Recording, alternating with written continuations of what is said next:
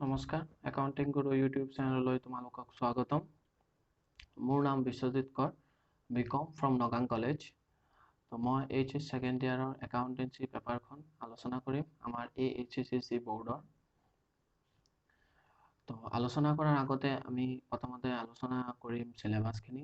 আমাৰ চিলেবাছখিনিত 3টা পাৰ্ট আছে, পাৰ্ট A, পাৰ্ট B আৰু পাৰ্ট C। মই পাৰ্ট A আৰু পাৰ্ট Bটো আলোচনা কৰিম। প্ৰথমতে আমি আলোচনা কৰিম পাৰ্ট Aটো। পাৰ্ট Aটোত এৰ প্ৰথমটো unit not for accounting for not for profit organisations. Not for profit organisation আলোচনা কৰাৰ আগতে নট ফৰ প্ৰফিট অৰ্গেনাইজেশ্যনটোৰ পাৰ্টিকুলাৰ চিলেবাছটো আমি চাই ল'ম, লগতে আলোচনা কৰিম। আলোচনা কৰাৰ পিছত আমি থিয়ৰিৰ পৰা প্ৰেক্টিকেললৈ আগবাঢ়িম। তো প্ৰেক্টিকেলখিনি কৰাৰ আগতে আমি থিয়ৰিখিনি বুজি ল'ব লাগিব পাৰ্ট ৱাইজ। অলপমান থিয়ৰি আলোচনা কৰি আমি গোটেই প্ৰেক্টিকেলখিনি কৰিব নোৱাৰিম, আমাৰ প্ৰব্লেম হ'ব। তো সেইটো কাৰণে আমি প্ৰথমতে থিয়ৰিখিনি আলোচনা কৰি লওঁ। থিয়ৰিখিনি আলোচনা কৰাৰ পিছত আমি প্ৰেক্টিকেলখিনি আৰম্ভ কৰিম। তো মই ইয়াতে কৈ থওঁ, মই যিটো থিয়ৰি আৰু প্ৰেক্টিকেলখিনি আলোচনা কৰিম, মই বেছিভাগ বিবিধম ছাৰৰ কিতাপৰ পৰা আলোচনা কৰিম। প্ৰেক্টিকেলখিনি গোটেইখিনি মই বিবিধম ছাৰৰ কিতাপৰ পৰা আলোচনা কৰিম। থিয়ৰিখিনি মই তোমালোকক দি দিম, মোৰ ভিডিঅ'ৰ আকাৰতে থাকিব এইটো ভিডিঅ'তে। তো তোমালোকে তাৰ পৰা স্ক্ৰীনশ্বট লৈ ল'ব পাৰিবা।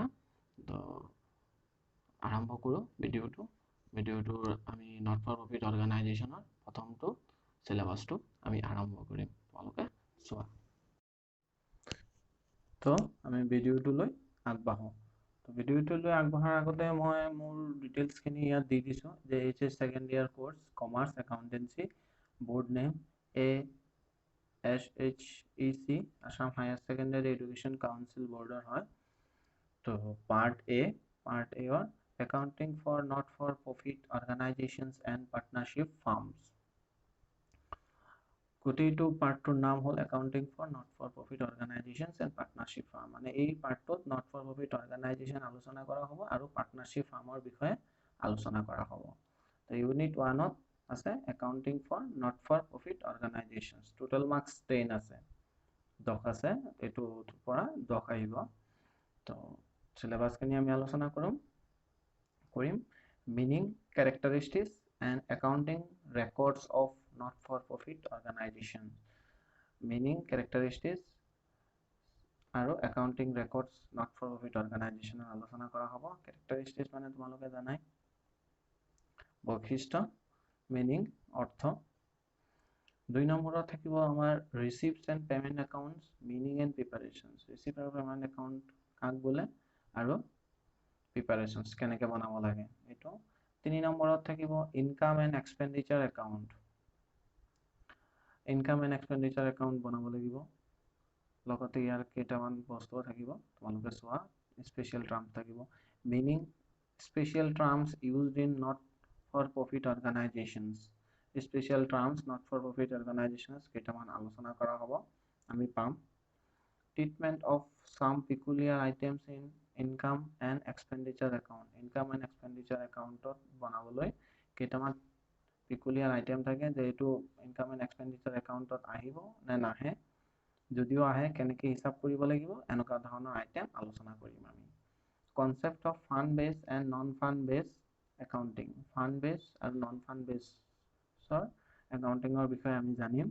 প্ৰিপাৰেশ্যনছ of income and expenditure account. Income and expenditure account বনাব লাগিব এণ্ড বেলেঞ্চ শ্বীট আৰু বেলেঞ্চ শ্বীট বনাব লাগিব। From a receipts and payment account. Receipts and payments একাউণ্টৰ পৰা ইনকাম এণ্ড এক্সপেণ্ডিচাৰ একাউণ্টছ আৰু বেলেঞ্চ শ্বীট বনাব লাগিব। এণ্ড এডিশ্যনেল ইনফৰমেশ্যনছ আৰু অলপমান এডিশ্যনেল ইনফৰমেশ্যন দিব সেইবিলাকৰ পৰা। And from a given trial balance. Trial বেলেঞ্চো দিব পাৰে, তাৰ পৰা বনাব লাগিব। Incidental trading activities by not for profit organisation.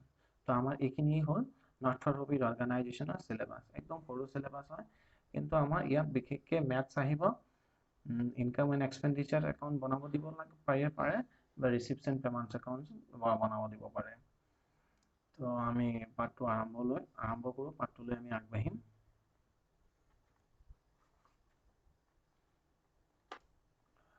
Accounting for not for profit organisations, এইটো শ্বৰ্টত NPO বুলিও কয়।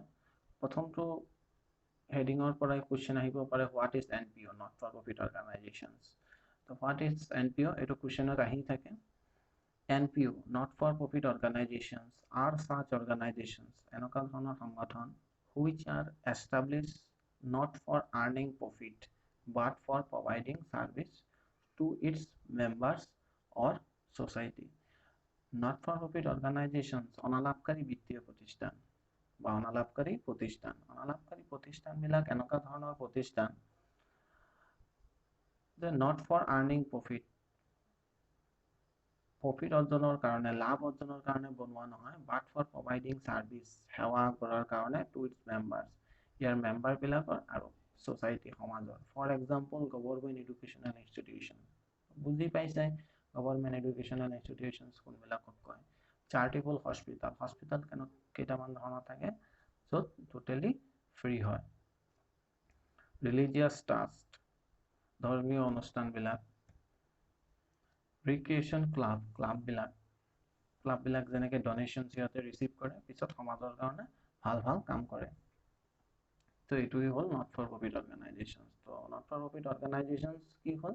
এনেকুৱা এটা সংগঠন যিটো সংগঠনে বিনা স্বাৰ্থত, বিনা লাভ অৰ্জনৰ মটিভ আগত ৰাখি সিহঁতে কাম কৰি যায়, সমাজৰ কাৰণে সেৱা আগবঢ়ায়।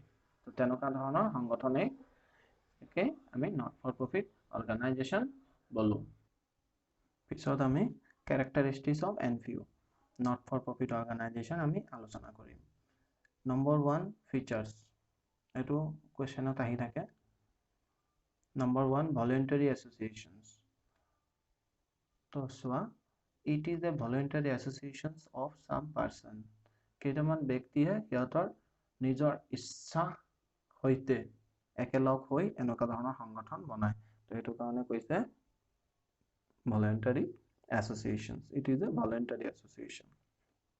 2 নম্বৰত কৈছে separate entity, such organizations have a separate entity other than its members. এইবিলাক সংগঠন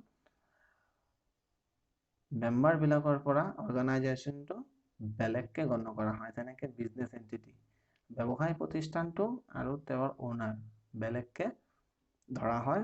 ঠিক এইটো এনেদৰেই সেপাৰেট এণ্টিটি, এনেকুৱা ধৰণৰ অৰ্গানাইজেশ্যন মেম্বাৰবিলাকৰ পৰা সিহঁতৰ অৰ্গানাইজেশ্যনটো বেলেগকে ট্ৰিটমেণ্ট কৰা হয়। 3 নম্বৰত নন প্ৰফিট মটিভ, লাভ অৰ্জনৰ মটিভ নাথাকে সিহঁতৰ। Such organizations carry on its activities without profit motive, এনেকুৱা ধৰণৰ সংগঠনৰ সিহঁতৰ প্ৰফিট অৰ্জনৰ মটিভ নাথাকে।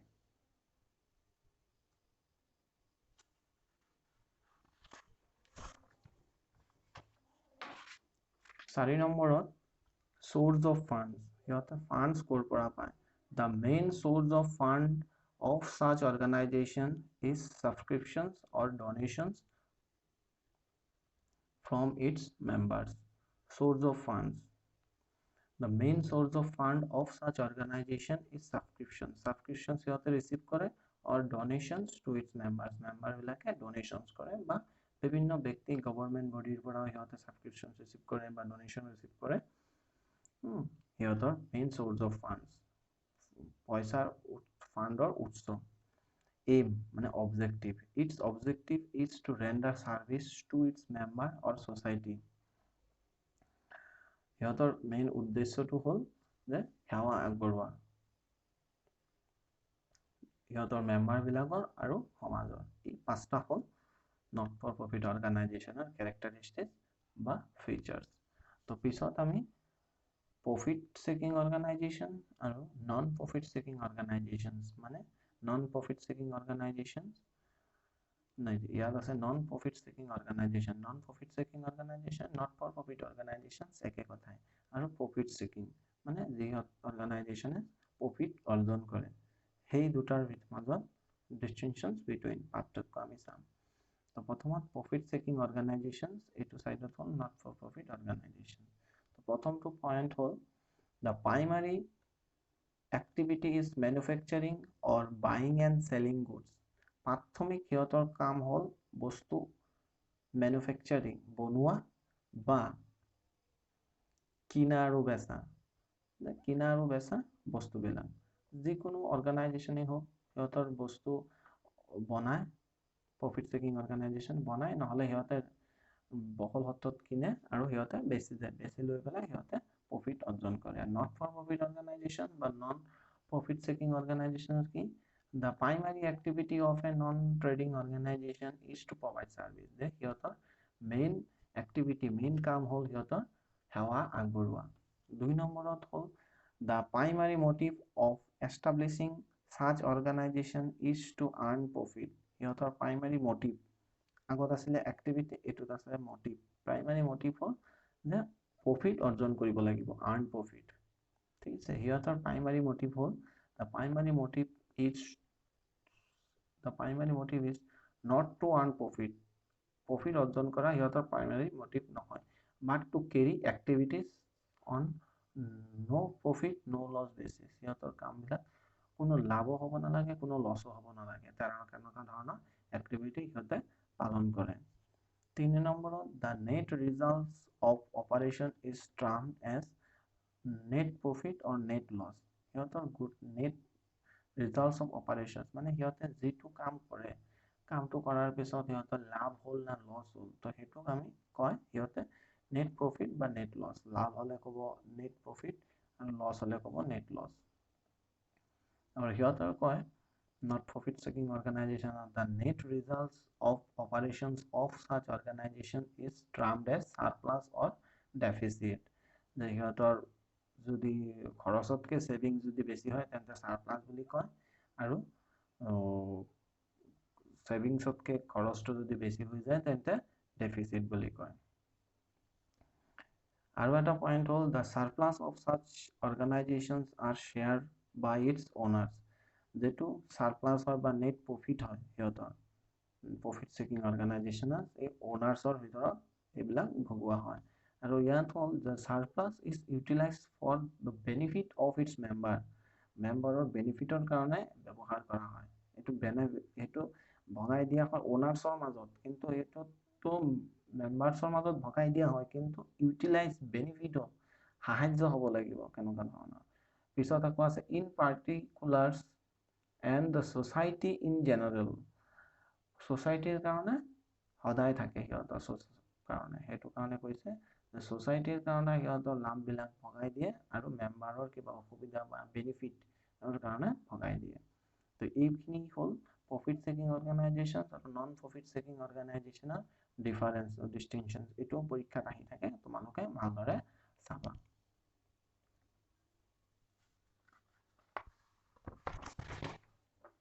ইয়াৰ পিছতে হ'ল ৰিচিপ্টছ এণ্ড পেমেণ্ট একাউণ্ট।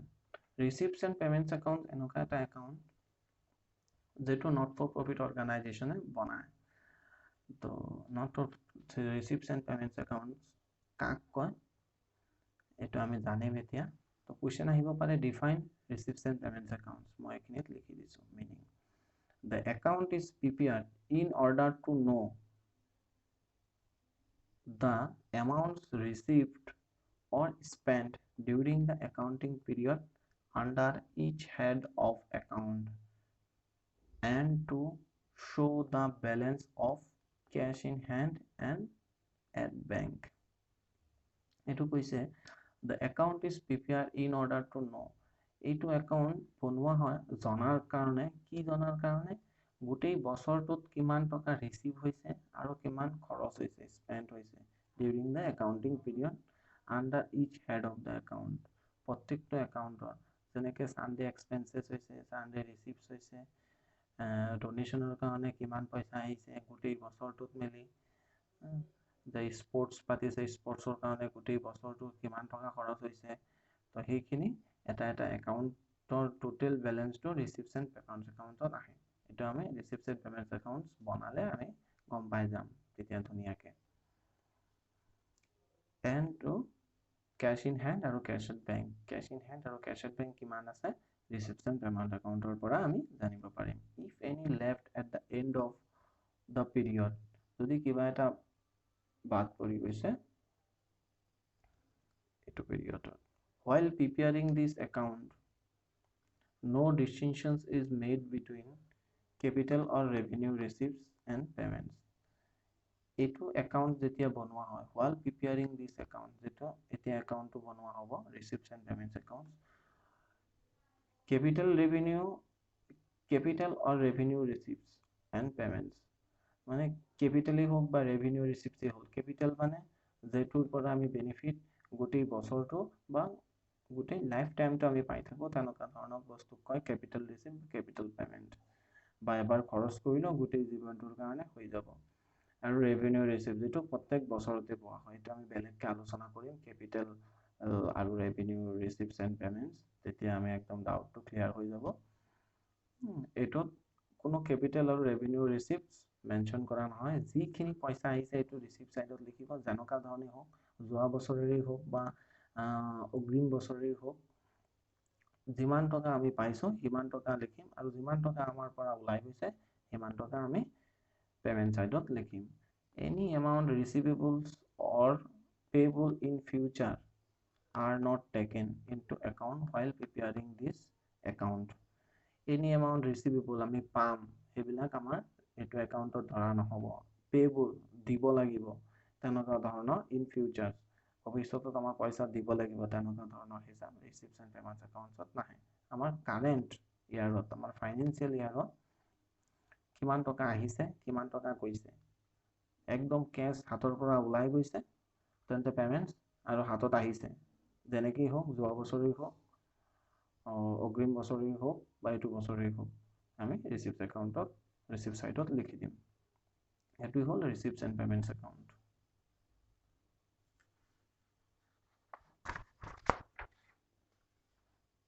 ইয়াৰ পিছত তোমালোকে ৰিচিপ্টছ এণ্ড পেমেন্টছ একাউণ্টটো আমি মই এটা ডেমো বনাইছো এটো তোমালোকে চাব পাৰা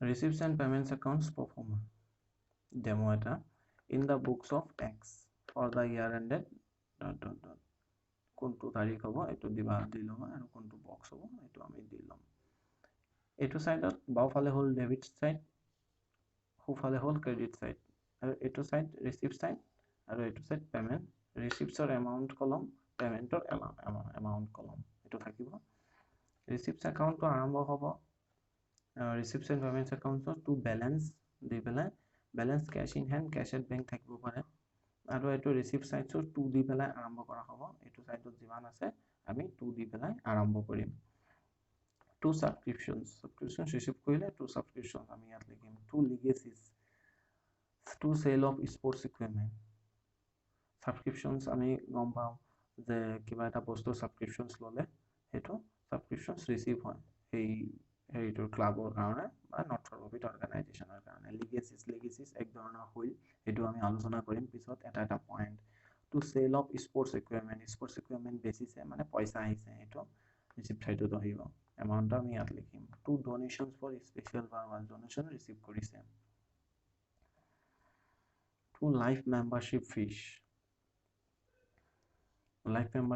ৰিচিভ কৰিছে টু এন্ট্ৰান্স ফিস ৰিচিভ কৰিছে to sale of investment as a basis তেন্তে পইচা আহিছে এটো চাইনে কাৰণে to sale of investment পইচাটো লিখিম to endowment fund or receipts endowment fund পৰা পইচা পাইছে to interest on investment or interest আহিছে receipt হল পাই লিখিছে to general donation to normal donations এটো সৰু এমাউন্ট থাকে হেতু আহিব to rent receipt ভাড়া পাইছে লিখিছে to sale of all newspaper বেচিছে আৰু পাইছে পিছত টু টুৰ্নামেন্ট ফিশ পাইছে টু সানডে ৰিচিপ্টস বিভিন্ন ধৰণৰ পইচা পাইছে হেতু লিখিছে টু গভৰ্ণমেন্ট গ্ৰান্টস দিছে তেন্তে পাইছে পিছত এটো সাইডত ব্যালেন্স দি হ'ব কিন্তু বেংক ওভাৰড্ৰাফট হ'ব এটো সাইডত হলে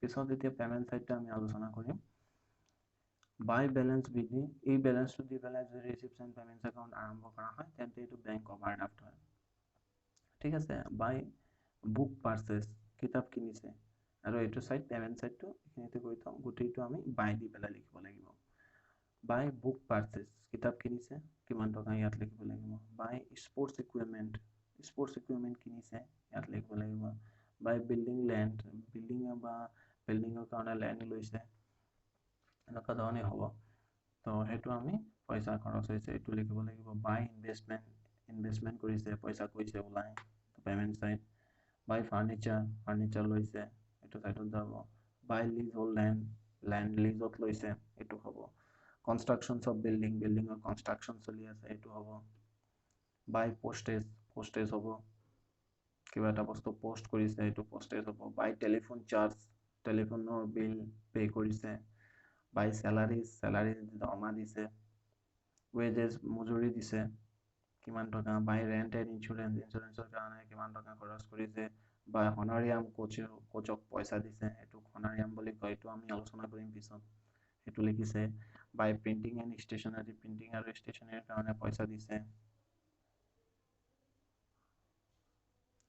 বাই প্ৰাইজেছ কি লৈছে সেইটো কাৰণে পইচা গৈছে বাই এণ্টাৰটেইনমেণ্টৰ কাৰণে কিবা খৰচ কৰিছে বাই ৰিপেয়াৰ্ছ গাড়ী মটৰ এইবিলাকৰ খৰচ কৰিছে এইবিলাক ৰিপেয়াৰ্ছ বাই এডভাৰটাইজমেণ্টৰ কাৰণে পইচা খৰচ হৈছে লিখিছে বাই নিউজ পেপাৰ লৈছে সেইটো কাৰণে খৰচ হৈছে অডিট ফিজ সানডে এক্সপেন্সেছ বিভিন্ন ধৰণৰ খৰচ থাকে সেইটো হৈছে by balance C D cash in hand cash at bank এইটো সাইডত যদি বেলেন্স দুটা সাইড যোগ কৰি লৈ পেলাই যদি এইটো সাইডত কম ওলায় তেন্তে এইটো সাইডত কেশ ইন হেণ্ড আৰু কেশ এট বেংক এইটো সাইডত ওলাব আৰু এইটো সাইডত যদি ওলায় তেন্তে বেংক অভাৰড্ৰাফ্ট এইটো আমি ৰিচিপশ্যন পেমেণ্টছ একাউণ্টত যেতিয়া আমি প্ৰেক্টিকেল বনাম তেতিয়া আমি গোটেইখিনি দুনিয়াখিনি কৰি আমাৰ কনচেপ্টখিনি ক্লিয়াৰ হৈ যাব এইটো ৰিচিপশ্যন পেমেণ্ট একাউণ্টৰ এইটো মেইন উদ্দেশ্য যে গোটেই বছৰটোত যিমান টকা আহিছে এইটো আমি ৰিচিপ্ট সাইডত লিখিম আৰু কিমান টকা গৈছে এইটো আমি লিখিম এইটো যোৱা বছৰেই হওক অহা বছৰেই হওক আৰু এইটো বছৰতে হওক আৰু এইটোত একো কেপিটেল ৰিচিপ্ট বা কেপিটেল পেমেণ্ট বা ৰেভিনিউ ৰিচিপ্ট বা ৰেভিনিউ পেমেণ্ট একো গণ্য কৰা নহয় একো হেৰি নাই একদম সহজ ৰিচিপশ্যন পেমেণ্টছ একাউণ্টটো বনাবৰ কাৰণে তোমালোকৰ একদম সহজ যিকোনো ল'ৰা ছোৱালীয়ে ৰিচিপশ্যন পেমেণ্টছ একাউণ্টটো বনাব পাৰে ঠিক আছে এইখিনিতে মোৰ এইটো ভিডিঅ' মই শেষ কৰিম ভিডিঅ'টো ডাঙৰ হৈ গৈছে তো এইখিনিতে মোৰ ভিডিঅ'টো শেষ কৰিম পিছত আমি ৰিচিপশ্যন পেমেণ্টছ একাউণ্ট কেনেকৈ বনাব লাগিব ইনকাম এণ্ড এক্সপেণ্ডিচাৰৰ কেইটামান স্পেচিয়েল টাৰ্মছ এইটো আমি আলোচনা কৰিম আলোচনা কৰাৰ পিছত আমি মেথছলৈ আগবাঢ়িম আৰু মই মেথছখিনি আকৌ এবাৰ কৈ থৈছোঁ মই বিবিধাম ছাৰৰ কিতাপৰ পৰা মেথছখিনি কৰাম ৰিচিপশ্যন পেমেণ্টছ একাউণ্টৰ শেষত এক্সাৰচাইজত 30টা মান মেথছ আছে মই প্ৰায়খিনি কভাৰেজ কৰিম ঠিক আছে আজিলৈ ধন্যবাদ বাই বাই ষ্টুডেণ্ট